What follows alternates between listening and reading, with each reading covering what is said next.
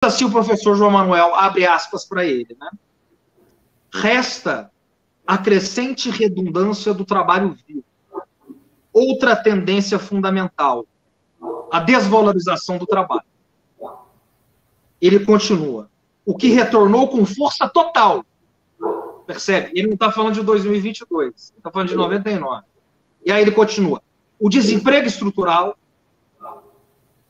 a precarização do trabalho, a intensificação da disparidade dos rendimentos, a heterogeneidade do mercado de trabalho e o agravamento da pobreza estão aí para quem quiser ver e reconhecer, enfim, no capitalismo o que ele sempre foi, uma gigantesca máquina de produzir desigualdades.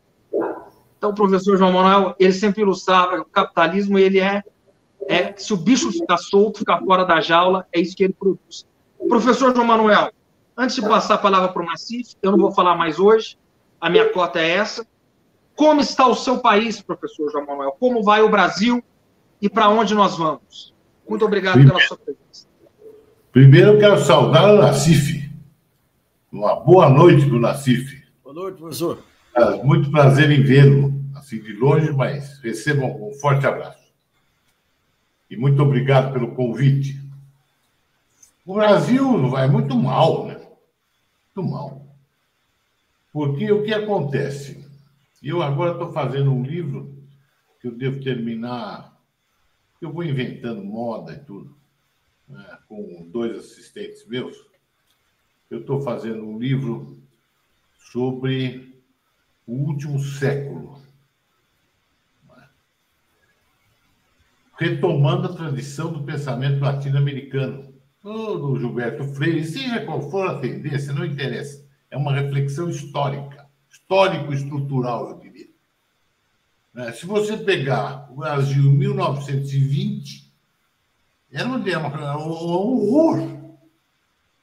Em poucas palavras, população no campo, 80%, analfabeto, pobreza, miséria rural. Eu cheguei a ver, ainda menino, a miséria rural. E vocês não têm ideia, porque vocês são muito mais moços que eu. Uma coisa terrível. Um país atrasado. O mundo já estava na segunda revolução industrial. Do aço, do petróleo, da energia elétrica, da indústria de bens de capital, seriado, etc. Certo? E nós tínhamos uma indústria de bens de consumo corrente, como se diz, têxtil, uma indústria vagabunda. Pois bem, alguns homens de coragem, de várias tendências ideológicas, de várias tendências, resolveram transformar o país. Eu sei disso porque meu pai participou da Revolução de 24 e da Revolução de 30, por exemplo. Eu ouvi da minha casa, da boca dele, antes de ler no livro. Tinha gente de social-cristãos, socialistas, comunistas, até integralistas tinha. Certo? O Antônio Canto foi o primeiro que teve a coragem de dizer que os integralistas, alguns integralistas participaram desse movimento pró-industrialização, que faz as vezes. Evidentemente, o papel fundamental das Forças Armadas, do tenentismo, etc. Não preciso explicar que vocês são. Então, a Revolução de 30 desencadeia um processo.